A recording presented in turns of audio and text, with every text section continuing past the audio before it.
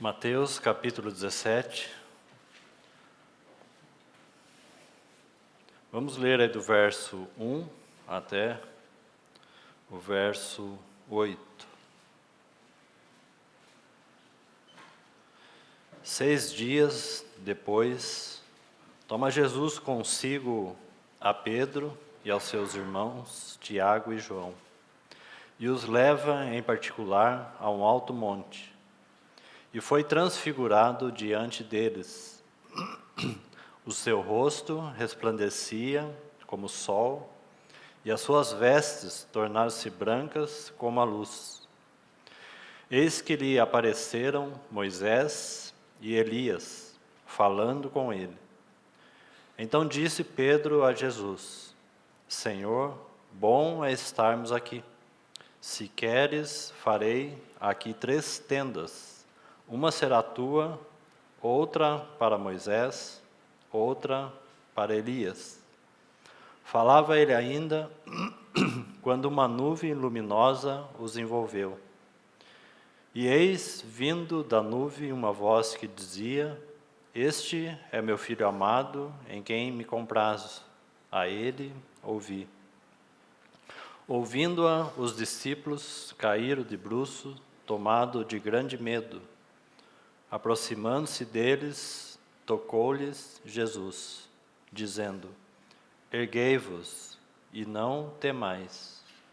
Então eles, levantando os olhos, a ninguém viram, senão só a Jesus. Vamos orar mais uma vez.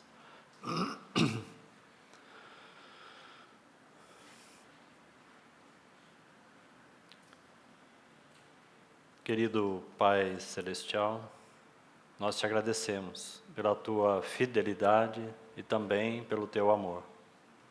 Somos agradecidos ao Senhor porque o Senhor mais uma vez nos reúne em volta da tua palavra e por intermédio do teu Espírito Santo, o Senhor nos faz ouvir a tua voz. Então te pedimos ao Senhor pelo guiar, pela condução do teu Espírito, que assim mais uma vez possa nos assistir nesse tempo de meditação, de contemplação da tua palavra. Nos ajuda, ó Espírito Santo, na nossa mente terrena e caída e na nossa limitação daquilo que somos em nós mesmos. Pedimos que o Senhor nos habilite, nos capacite, e também que encontre em nós um coração que seja obediente à visão celestial. Nos socorre, ó Senhor, nesse tempo. Nos ajuda, ó Senhor, para que esse tempo seja proveitoso a Ti mesmo. É no nome de Jesus que nós estamos reunidos e é em Teu nome também que nós oramos. Amém.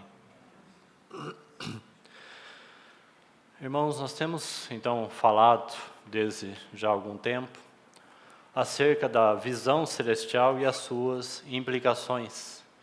E com a ajuda do Senhor, porque carecemos muito nesse assunto da ajuda do Senhor, porque de fato falar da visão celestial é falar da vontade de Deus e do seu propósito. Então carecemos totalmente e dependemos totalmente daquele ministério que foi lembrado na reunião anterior.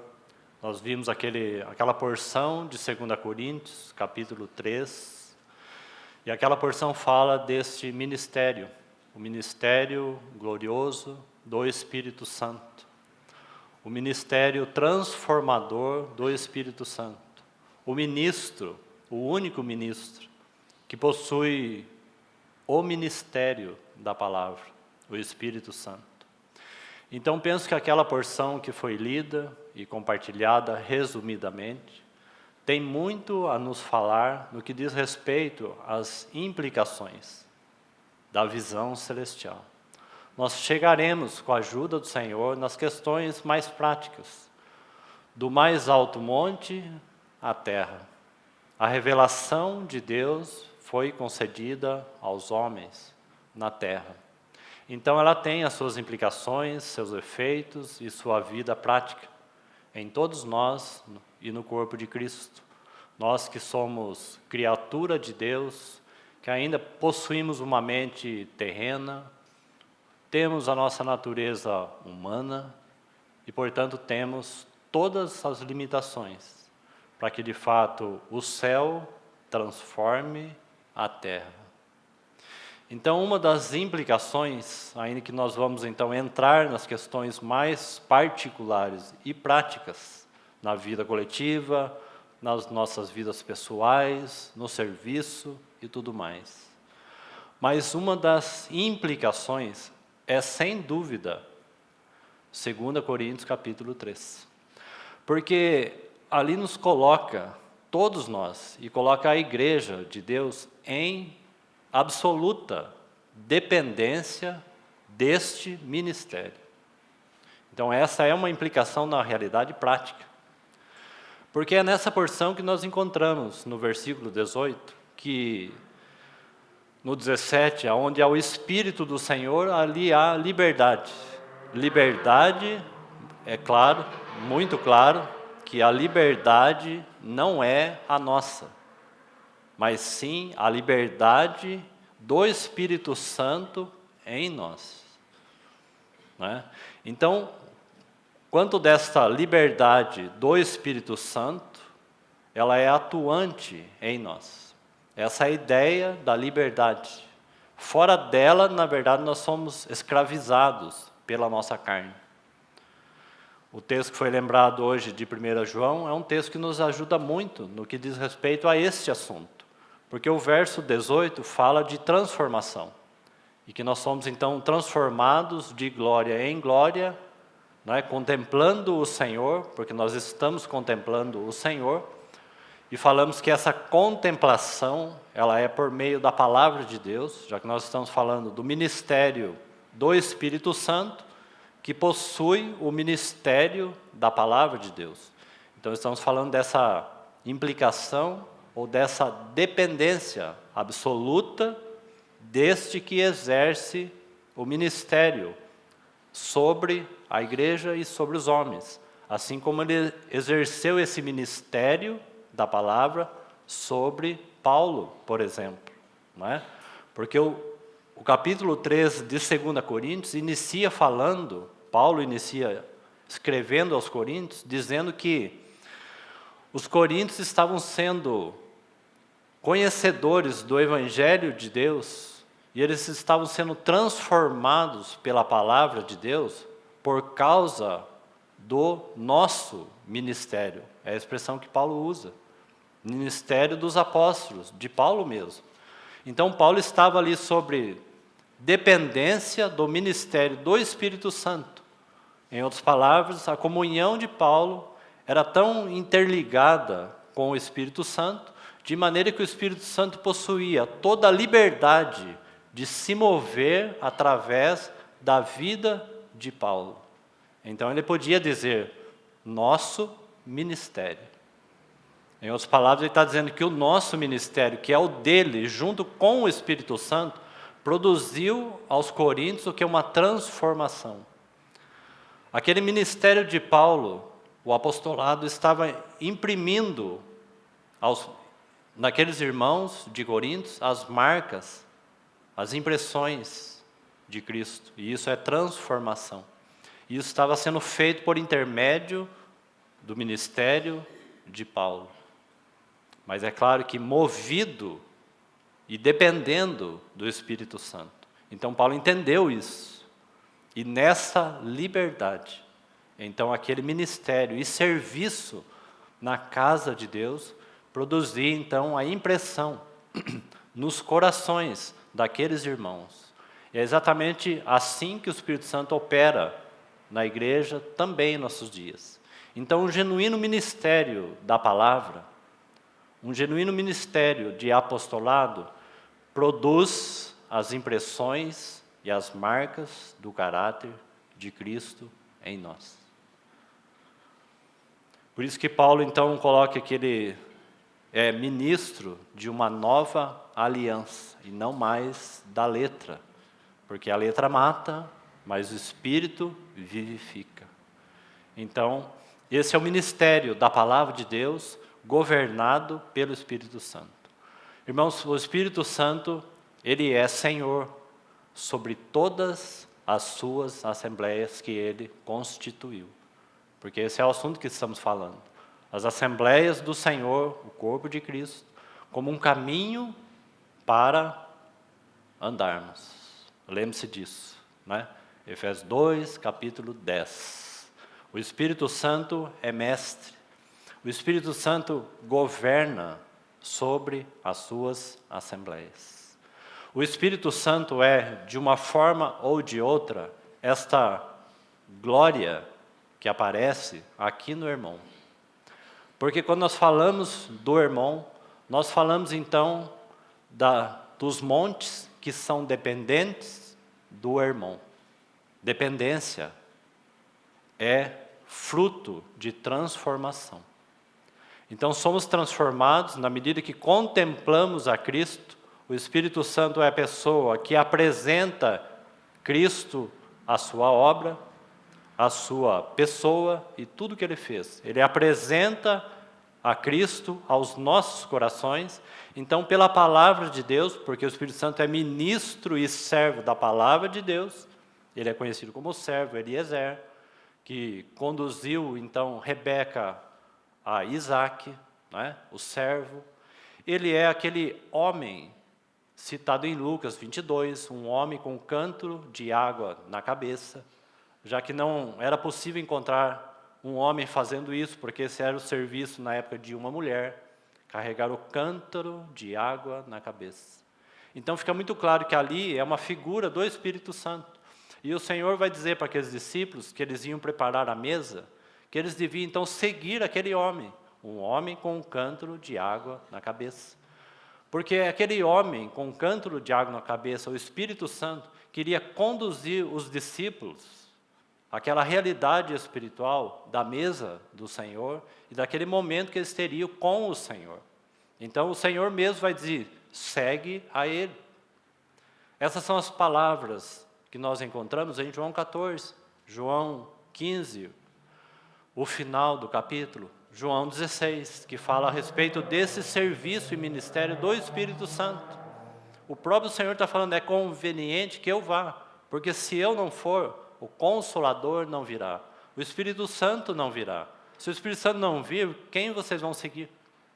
Segue a Ele, e Ele trará a realidade de tudo que eu fiz, de tudo que o Senhor havia feito, de tudo que o Senhor havia ensinado, de tudo que o Senhor havia ministrado, da vida do Senhor, da obra do Senhor, dos feitos do Senhor e do Monte Hermon.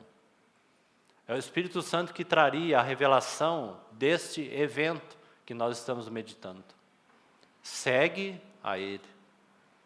Então, os discípulos seguem, Lucas 22. Eles vão seguir aquele homem e eles vão deparar com um lugar chamado ali, uma casa, um lugar primeiramente chamado aposento. Mas essa porção ela é tão bonita e singular, porque nós temos falado que o Senhor nos chama para vivermos uma vida no lugar onde Cristo nos colocou. Onde Cristo, por meio do Espírito Santo, colocou a igreja, nos lugares celestiais, assentado com Ele. A expectativa de Deus é que nós vivamos esta vida, no lugar onde Cristo, por intermédio de Cristo, nós fomos colocados. E quando você vê aqueles discípulos seguindo, então, este homem com um cântaro de água na cabeça, eles vão encontrar ali um aposento, é a palavra primeira, aposento. Então, chegando naquele lugar, eles encontram o aposento. Mas, na verdade, o dono daquela casa vai conduzir eles a um cenáculo. É uma outra palavra que aparece ali. E elas não são a mesma. Aposento traz a ideia de um lugar, quando você se achega na casa, um lugar onde você pode colocar as suas coisas. Quem sabe o guarda-chuva, tirar o sapato, tirar a capa e deixar ali. Este é o lugar chamado aposento. Mas o dono da casa não está satisfeito, e isso é o que os discípulos encontraram, seguindo aquele homem. Mas o que Deus estava preparando através daquele mesmo homem é um cenáculo. E a palavra cenáculo ali é um lugar superior. É o sentido da palavra cenáculo ali. Um espaçoso lugar. A ideia é um lugar privativo, um lugar superior ao aposento, como que o aposento um lugar inferior e o cenáculo um lugar superior. Porque é nesse lugar, queridos irmãos, que nós partimos o pão. Este é o lugar que Deus nos preparou para a comunhão. Este é o lugar aqui mencionado em Mateus 17, o Monte Hermon. Um lugar superior, onde então nós podemos cear pela fé e partir o pão. E tocar essa realidade pela fé, nesse lugar em que Ele proveu. Então é assim que nós podemos mergulhar nesse capítulo aqui, 17 de Mateus. Sendo produzido então pelo ministério do Espírito Santo, pela palavra de Deus. Então produzindo em nós absoluta dependência. Essa é a primeira então, retornando, é a primeira implicação. Para a vivência prática. Total e absoluta dependência. Temos, porém, este tesouro. Lembre-se, temos, porém, este tesouro em vaso de barro, para que a excelência do poder de Deus seja dele. Temos, porém, este tesouro. O vaso é barro. O vaso é inútil. Mas o tesouro dentro do vaso é útil. Então, os nossos olhos, os olhos dos nossos corações, foram iluminados, de acordo com esse texto. Revelação. Para o conhecimento da glória de Deus na face de Cristo. Então, esse tesouro apresenta a nós pela palavra, queridos irmãos, pelo ministério que Ele exerce da palavra. Ele apresenta, Ele ilumina os nossos olhos para vermos a face de Cristo. E assim podemos conhecer a glória de Deus na face de Cristo, para que o poder seja dele mesmo. Então, irmãos, esse capítulo 3, ele forma um quadro, e esse versículo, então, aí, que acabamos de citar, do capítulo 4, que prossegue ali, forma um quadro muito importante, que serve de evidência para aquilo que o Espírito Santo está realizando em nós. Então, aqueles que realmente estão contemplando a face, eu queria que os irmãos escutassem isso e guardassem no seu coração. Aqueles que verdadeiramente estão contemplando a face de Cristo, eles são transformados, porque eles contemplam a glória de Cristo. Somos transformados de glória em glória, certo? Esse texto é conhecido de todos nós. Então, se contemplamos o Senhor verdadeiramente, por intermédio da iluminação do Espírito Santo, nós, então, estamos sendo transformados de um degrau para outro degrau, a imagem de Cristo, não é? Nós ainda não vemos, então esse foi o texto lembrado na mesa hoje, nós não vemos o Senhor ainda face a face, mas o texto garante que um dia nós o veremos, como Ele é, certo? Mas como Ele é, mesmo que contemplando por espelho, já se tornou possível vê-lo pela palavra de Deus. Porque a palavra é muito clara em afirmar que aquele que ocupou o trono é um homem, cheio de glória, e está sentado. Então podemos contemplá-lo, mesmo que por espelho, por meio da palavra de Deus, e sermos transformados. Até que um dia então o Senhor vai transformar este corpo, porque é esse corpo que retém de vermos o Senhor como Ele é. Então um dia esse corpo também será transformado. E veremos Ele face a face. mas hoje já podemos, pela palavra de Deus, contemplar. E na medida que contemplamos a Ele, então, uma evidência é que somos transformados à sua própria imagem. Mas não é só isso. Se nós estamos sendo transformados, então nós vamos aprendendo de glória em glória a sermos dependentes dele. Então aí você fecha o quadro de 2 Coríntios capítulo 3 e o início do capítulo 4. Certo? Aquele que é transformado é dependente. A transformação não produz independência. Nosso conhecimento, nossa capacitação, nossa habilitação não pode produzir em nós independência. Os que são transformados são os que dependem dele. Por quê? Porque na medida que somos aperfeiçoados e transformados, não é?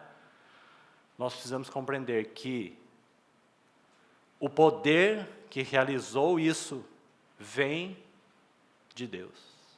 E isso é dependência. Se isso não ocorrer na vida dos transformados, é soberba e é orgulho. Então iremos nos orgulhar pela transformação que Deus está operando em nós.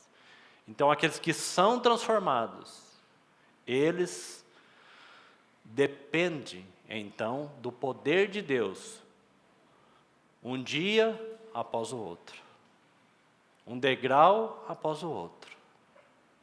Quanto maior a glória, deveria ser maior a dependência. Quanto mais honrados somos pelo Senhor, maior deve ser nossa dependência. Porque senão não saberemos lidar com a honra. Senão a igreja não saberá lidar com a glória que a ela foi dada. Porque foi confiada a ela a glória de Cristo. Então, fecha-se esse quadro aí tão importante. Os que contemplam são transformados, e os que são transformados dependem do ministério do Espírito Santo continuamente. Então, que o Senhor nos socorra nessa questão e nos ajude, até que aquele dia, então, receberemos nossos corpos transformados e possamos, assim, contemplar o nosso Senhor face a face. Então, vimos que por meio desse ministério já podemos contemplar o Senhor por meio da palavra de Deus. O Verbo que se fez carne e habitou entre nós, cheio de graça e de verdade. E aí, então, nós podemos seguir e ver e ser participantes dessa glória que a nós foi confiada. Antes de falar mais alguma coisa aqui, eu queria que você abrisse Filipenses capítulo 2. Abra lá comigo Filipenses capítulo 2, e eu queria mostrar algo para os irmãos aqui sobre isso ainda. Do versículo 5 a 11, eu queria dividir aqui em duas sessões importantíssimas para esse equilíbrio que estamos falando. Capítulo 2, a partir do verso 5. Também é um verso conhecido de muitos. Verso 5, então. Tende em vós o mesmo sentimento que houve também em Cristo Jesus. Pois ele, subsistindo em forma, é a mesma palavra que aparece lá no Monte da Transfiguração, já falamos sobre isso, né? O Senhor se transfigurou, mudou a sua forma, já comentamos bastante sobre isso. Pois ele, subsistindo em forma de Deus, a palavra é morpe, não julgou com usurpação o ser igual a Deus. Antes a si mesmo se esvaziou, assumindo a forma de servo, tornando-se semelhança de homem e reconhecido em figura humana, a si mesmo se humilhou, tornando-se obediente até a morte e morte de cruz. Aí você tem aí ponto. Essa é a primeira sessão aí. A segunda sessão, ela vai então do 9 até o 11. Formando, é claro, uma única cena e um único evento, juntos, né? Irmãos, se nós permanecermos apenas na primeira sessão, sabe qual vai ser o estilo de vida que nós vamos viver? Porque isso aqui diz respeito ao Senhor Jesus, tá certo? É Ele que deixou da sua glória. Eu sei que isso não é novidade, na nossa mente não é novidade. Mas a questão que nós estamos falando é que nós somos dependentes da ação e do ministério do Espírito Santo por meio da palavra de Deus. Então nós estamos olhando aqui, essa primeira sessão é a palavra de Deus. Então ela é conhecida de todos nós, aqui na mente. Mas e aí? Qual o resultado? Qual o efeito? É o ministério do Espírito, pela palavra, que produz em nós. A realidade disso que ocorreu com Jesus, que afeta as nossas vidas. Porque senão, do que adianta? Porque senão essas 2 sessões são letras apenas. E nós podemos estar vivendo na letra. Mas nós estamos falando do glorioso e poderoso ministério do Espírito Santo. Somos ministros de uma nova aliança, não da letra, como já falamos. Somos servos do Espírito Santo. Nossa capacidade, nosso conhecimento é nada. Se ele não for lançado na dependência, para que Ele ilumine os olhos dos nossos corações.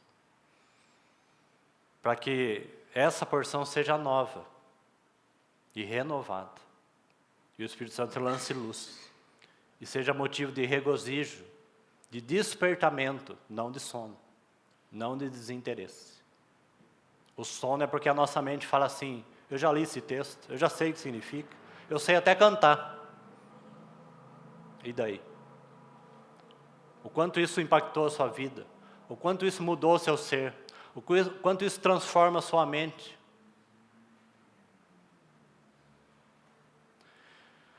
Queridos irmãos, nós fomos providos com um pão celestial. Provisão. Escute isso, irmãos. Leve aos pés do Senhor. Eu e você fomos providos com um pão, o maná celestial. Certo? Pão celestial. Fomos providos, queridos irmãos, com a palavra espiritual. E vivemos numa casa celestial. Compreendeu, irmãos? O pão espiritual, a palavra espiritual, a casa espiritual.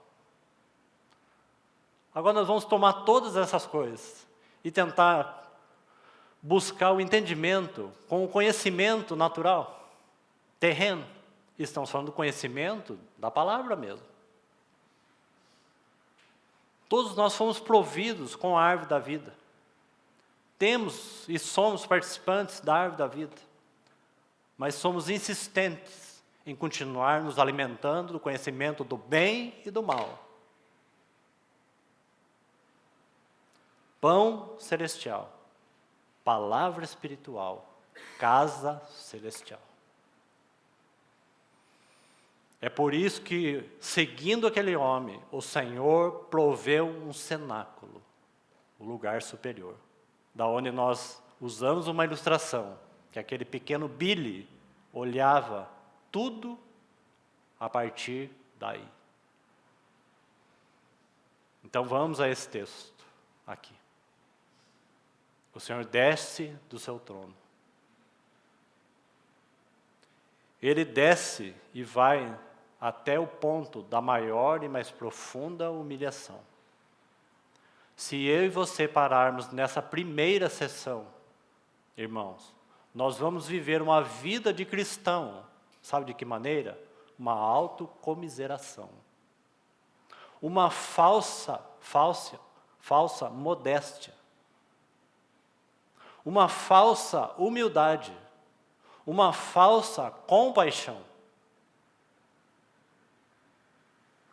Se nós pararmos nessa primeira sessão, nós iremos viver esse estilo de vida.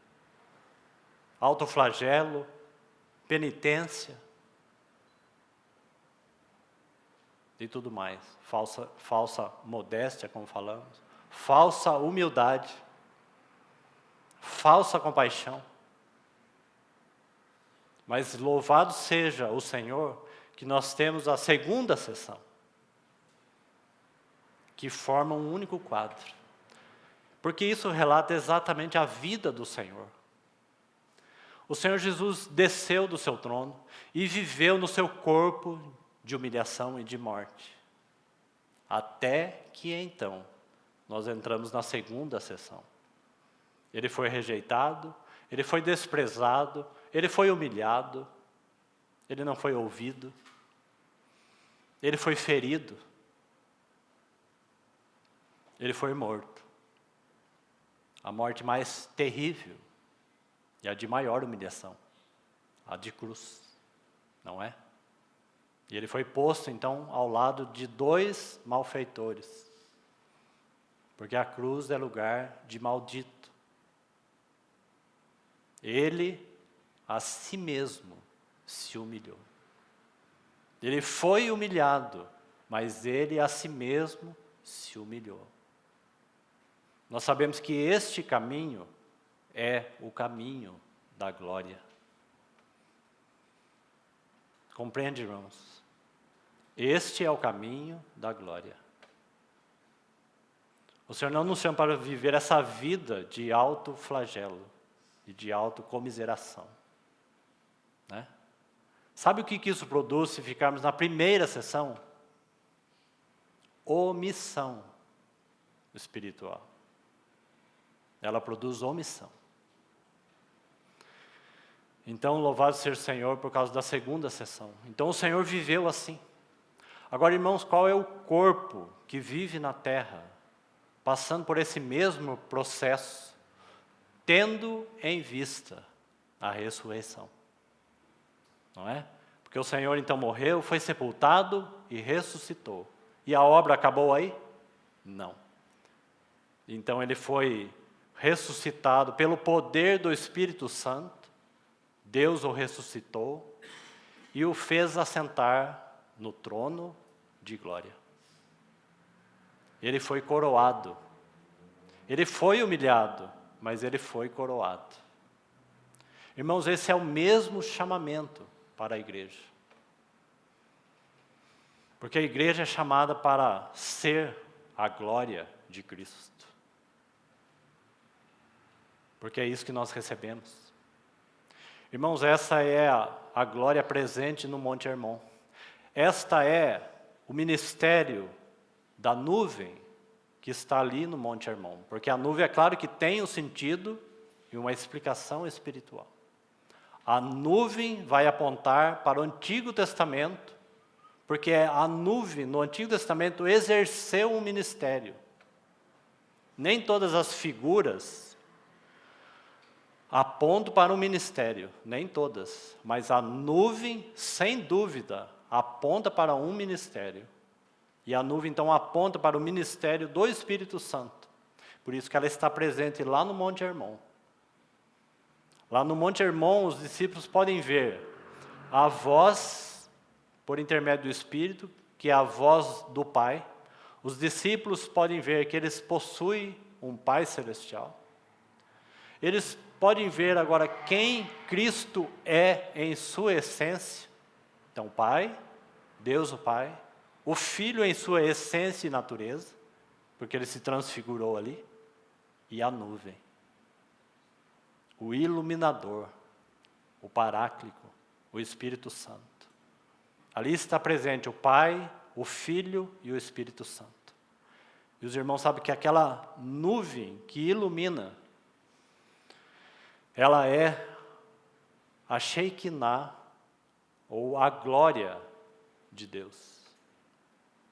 Que por um lado é inexplicável, mas ela é vista ali, apresentada na nuvem. Então, como que a casa de Deus pode obter a glória de Deus e ser a glória de Deus sem o ministério da nuvem? E ali não é qualquer nuvem, é uma nuvem densa, grossa, não é simplesmente um orvalho fino, não é nem mesmo uma neblina, isso no mundo natural mesmo. É quase que uma chuva, mas é algo denso, uma nuvem densa, com um grande peso, igual quando nós vemos uma nuvem carregada de chuva, não é? Nós não olhamos para aquela nuvem carregada de chuva e temos a sensação de que aquela nuvem possui um grande peso, não é isso? Aquela nuvem densa, forte, com trovões, com relâmpagos. É exatamente isso que nós temos no Monte Sinai, a palavra de Deus. Isso não é assim no mundo natural. Então, o mundo natural revela o espiritual. É essa a ideia da nuvem, espessa. Essa nuvem produz um orvalho grosso, capaz de regar, então, toda a terra, todos os montes. É o Espírito Santo que rega, então, todas as suas assembleias, produzindo nelas vida, revelando nelas a glória de Cristo e transformando cada um dos membros na semelhança de Cristo. Densas nuvens. Aí você vai compreender por que Salomão usou essa expressão, quando ele vai dizer a respeito da glória que desceu. Isso está lá em 1 Reis, capítulo 8, quando ele completou a obra de edificação do templo. E aquela glória, então, encheu o templo. E Salomão compreendeu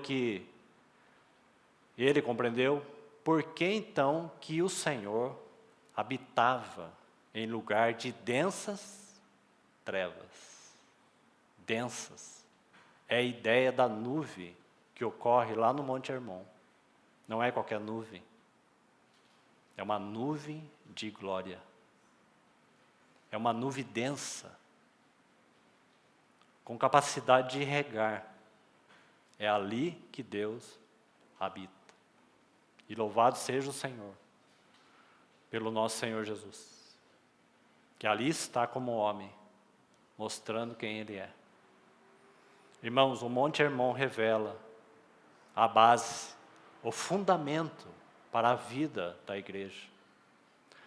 O Monte Hermon revela a base para a comunhão dos santos, porque ali está o Pai, o Filho e o Espírito Santo. Só isso? Quem mais está ali? Pedro, Tiago e João. Porque de alguma forma eles são os que representam de início a vida da igreja. Então o Monte Hermon revela a comunhão. Porque o Senhor havia dito sobre a igreja, ali no capítulo 16. Então nós encontramos ali uma doce comunhão, uma plena comunhão com o Espírito Santo. Então a segunda sessão, voltando aí para Filipenses, verso 9. Pelo que também Deus o exaltou sobremaneira e lhe deu um nome que está acima de todo nome, para que ao nome de Jesus se dobre todo o joelho, nos céus e na terra e debaixo da terra, e toda língua confesse que Jesus Cristo é o Senhor, para a glória de Deus, o Pai. Segunda sessão. Então, da humilhação para a exaltação. De um corpo de morte para um corpo resplandecente de luz. A igreja vive como um só homem, como corpo de Cristo. Ela vive na terra um corpo de humilhação. Para que no devido tempo ela seja glorificada. E ela seja vista. E ela seja admirada por todos. Pelos anjos, por Deus, pelos homens. A glória de Cristo e a glória da igreja. De humilhação para exaltação. Paulo sabia estar humilhado, mas ele também sabia ser honrado. Irmãos, que desafio e que dificuldade, não é? O homem é provado pelo louvor que ele recebe. Então, talvez aí está a prova. Ele não é provado se ele está dizendo, olha como eu sou humilde. Não é? falsa humildade, falsa compaixão. O homem é provado pelo louvor e honra que ele recebe. Então aí está a chave, a dependência do Espírito Santo. Se somos transformados, significa que estamos sendo honrados. Se somos transformados, de alguma forma, a palavra garante que nós estamos sendo galardoados com coroa de Cristo. Certo? A questão é, como vamos lidar com essa glória? Pela dependência do ministério do Espírito Santo. Para que a excelência do poder seja de Deus, irmãos, em todas as coisas. No serviço na casa de Deus, no testemunho como uma vida de servos e servas, na educação dos nossos filhos, numa vida modelo e exemplar, porque tudo isso faz parte da vida cristã. Então, quando isso acontece, para que o poder seja de Deus, e não do vaso, para que o testemunho seja de Cristo, e não do vaso, para que a glória seja dele, e não do vaso, para que ele seja honrado, e não o vaso. De humilhação para coroação. Paulo completou a carreira, guardou a fé, lutou o bom combate, completou a carreira, guardou a fé, e a ele estava reservado a coroa da justiça. Mas não só a ele, a todos quanto amam a sua vinda. Está reservado a coroa de glória. Irmãos, que equilíbrio tão precioso, tão bonito. Esse é o chamado para a igreja. O chamado da igreja não é menor do que isso. Não é?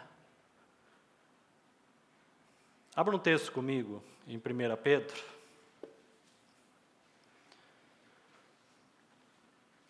1 Pedro capítulo 5.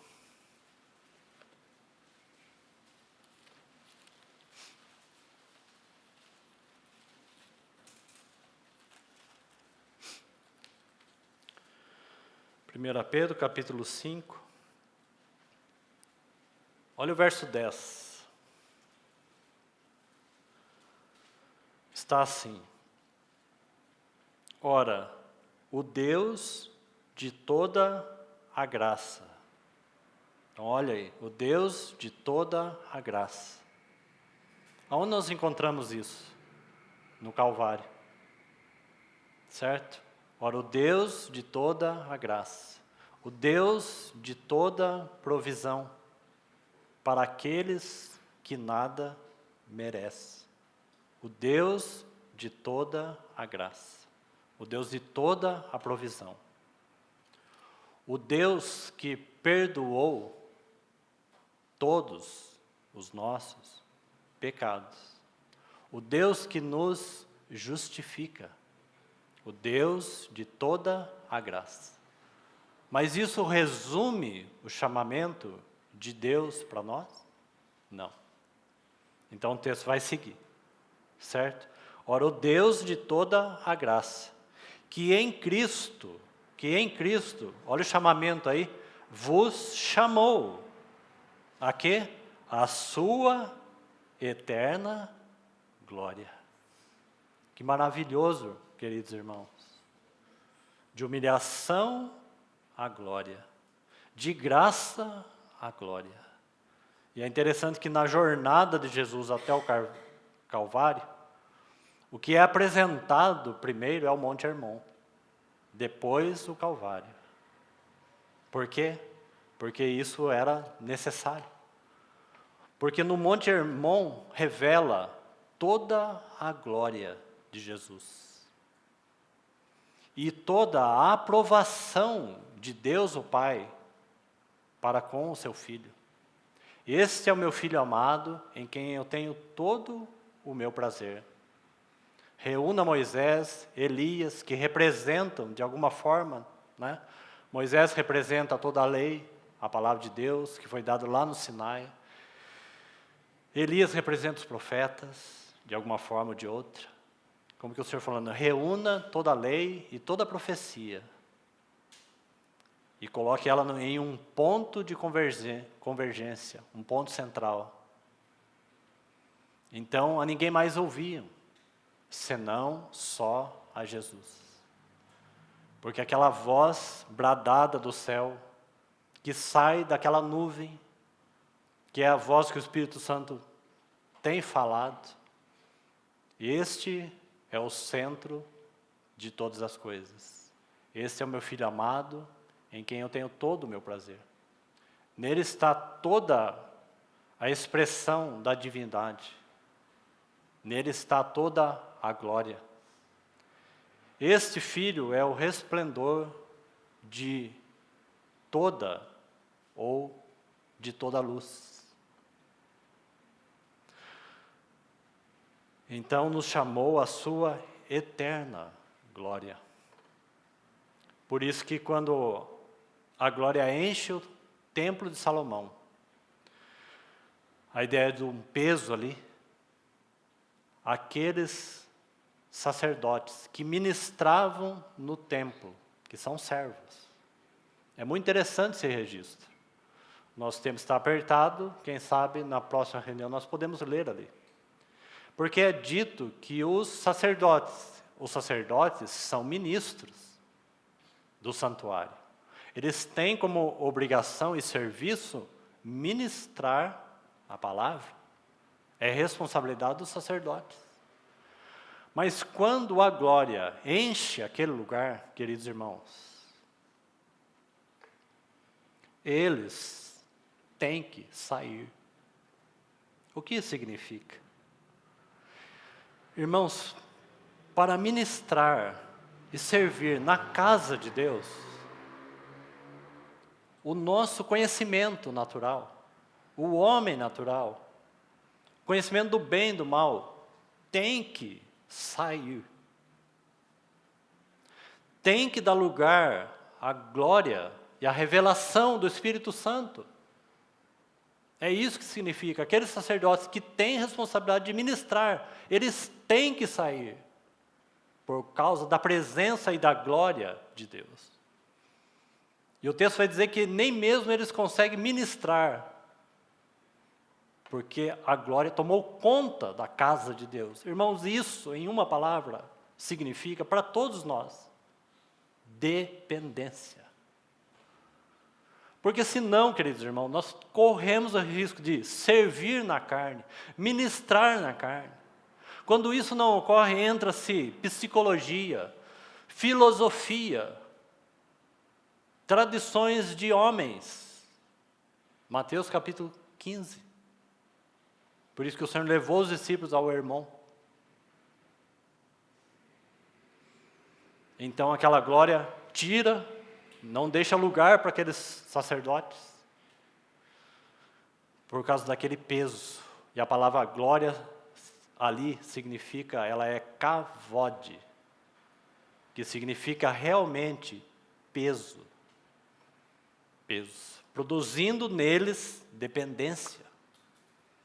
Então o Deus de toda graça nos chama para a sua eterna glória.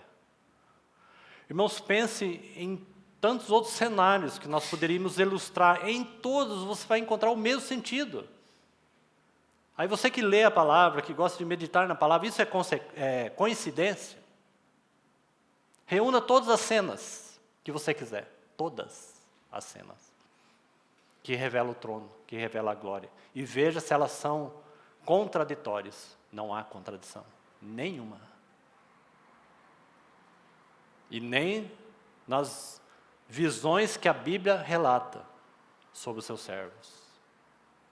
O que citamos agora de 1 Reis é o templo de Salomão. O que ocorreu com o tabernáculo antes do templo de Salomão? Aonde o povo estava? Como começa o livro de Êxodo? No Egito. É o primeiro versículo de Êxodo, não é assim? No Egito. Aí vem então, Deus chama Moisés, dá a visão na sarça, chama Moisés, o libertador, dá a provisão do sangue do cordeiro, passam o Mar Vermelho, provisão. Agora esse povo pertence a Cristo, pertence a Moisés, porque Moisés é uma figura. Acabou aí? Eles têm toda uma jornada pela frente.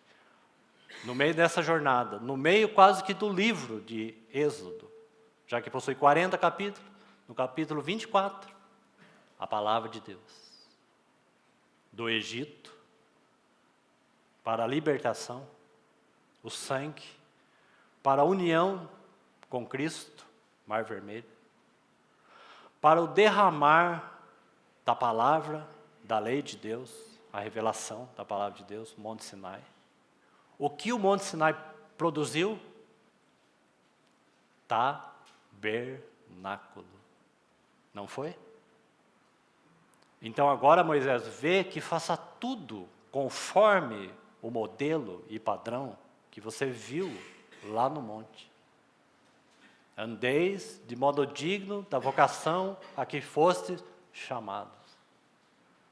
Então vê Moisés que edifique o tabernáculo conforme este modelo, o modelo da palavra de Deus. Terminou ali o livro? Ainda não. Então você tem o último capítulo. Moisés fez conforme o modelo que lhe foi apresentado. O que aconteceu com o tabernáculo? Moisés tem que ficar de fora. Por quê? Porque a glória ocupou aquele tabernáculo. É outra cena, é outro evento. O resplandecer do Senhor repousou ali. Repouso. E Salomão também entendeu que então aquele lugar era o lugar de repouso de Deus. Que o Senhor nos ajude, queridos irmãos. A igreja é o lugar de repouso do Senhor. É o lugar da sua glória. Todas as cenas, queridos irmãos, das Escrituras vão mostrar isso.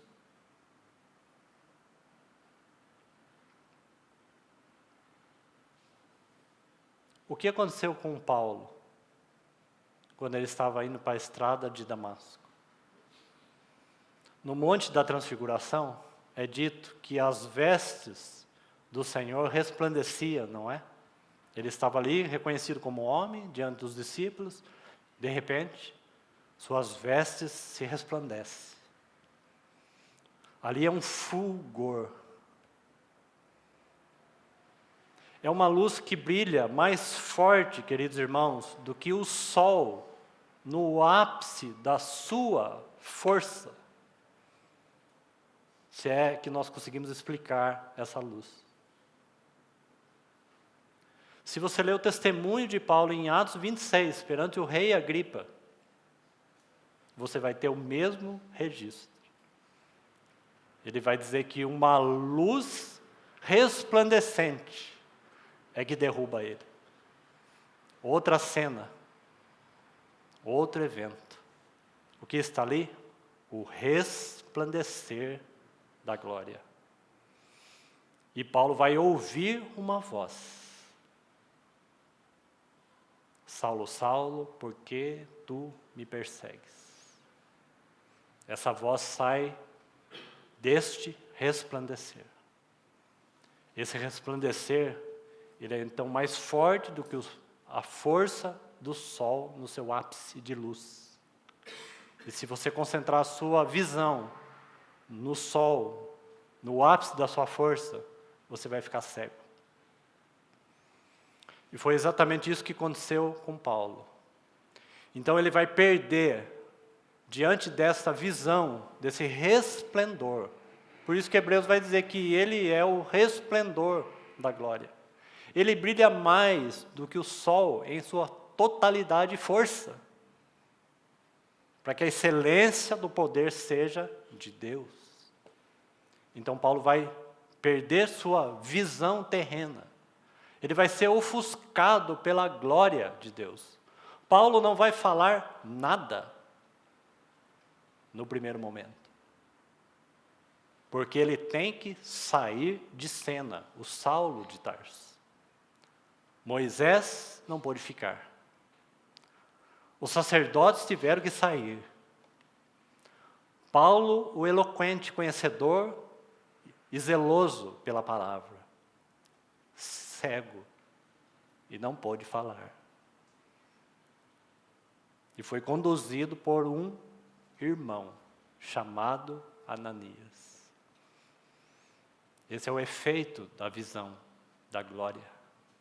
Porque aí nos coloca então na dependência. Aí sim, podemos servir, podemos falar, saberemos ser honrados, mas também saberemos viver humilhado, debaixo da mão poderosa que nos sustenta. Então, concluindo com esse texto, que está aberto aí, nós vamos encerrar. Então, ora, o Deus de toda graça, que em Cristo vos chamou à sua eterna glória. De que maneira? Então veja aí, depois de terdes sofrido por um pouco, Ele mesmo vos há de aperfeiçoar. Olha esses verbos aí. O resultado do ministério do Espírito Santo, do ministério da palavra. Porque é Ele que vai nos conduzir a esse peso de glória, eterna glória. Depois do quê? Depois de ter sofrido por um pouco. Mas, irmãos, o que é o sofrimento comparado com a glória que está por vir? Nada se compara com a glória que está por vir. Sofrimentos. E Ele mesmo vos há então de aperfeiçoar, primeiro verbo, firmar, o que mais? Fortificar, e por fim, fundamentar. Nós poderíamos tomar esses 3 versos e resumir esses 3 versos em uma palavra: peso de glória. Aperfeiçoar, firmar e fundamentar. Do que você chamaria isso? Peso de glória. Algo produzido por esse ministério de tal maneira que a igreja se torna algo consistente, sólido, seguro, fundamentado, lugar de repouso para o nosso Deus. Que o Senhor fale conosco, que o Espírito Santo fale com a igreja e com cada um de nós. Vamos orar. Senhor, tudo que nós podemos fazer é entregar a Ti, a Tua palavra em Tuas mãos, para que o Senhor mesmo ministre aos nossos corações e renove nossas mentes e produza dentro de nós um espírito inabalável. Nos ajuda, Senhor, na nossa pequenez. Nos ajuda, Senhor, porque não misturamos Tua palavra com fé. Nos socorre, ó Senhor, para que de fato possamos crer pela fé que nos foi dada na Tua palavra, naquilo que o Senhor ministra, ó Senhor. Te pedimos, ó Senhor, que nossa carne, nossa vida natural, nossa mente terrena dê lugar à Tua presença, dê lugar à Tua glória, que a Tua igreja seja inundada com a Tua glória, com a Tua presença, para que venhamos ser totalmente dependentes de Ti. Nos ajuda, ó Senhor, nos ajuda da nossa força, do nosso egoísmo, daquilo que achamos que temos. Nos coloca, Senhor, na dependência de Ti. Obrigado, Senhor, pela Tua graça. Muito obrigado, Senhor, pelo Teu amor, pela Tua graça. Mas, Senhor, nos conduza para a Tua glória. Obrigado, Senhor, pela humilhação que o Senhor proporciona, mas, Senhor, nos conduza à Tua glória, para que assim sejamos transformados à Tua imagem, para que sejamos, ó Senhor, neste mundo, a expressão de como o Senhor foi. Nos ajuda, ó Senhor. Precisamos de Ti, precisamos do Teu Espírito. Exerce o Teu ministério, ó Espírito Santo, sobre nós. Seja, Senhor, essa nuvem sobre a Tua igreja, e a coluna de fogo sobre a Tua igreja. Purifica, ó Senhor, pela Tua palavra. Lava-nos pela Tua palavra, ó Senhor. Nós te pedimos, por amor do Teu próprio nome, realiza em nós a Tua vontade, o Teu querer. É em Teu nome que nós oramos e agradecemos.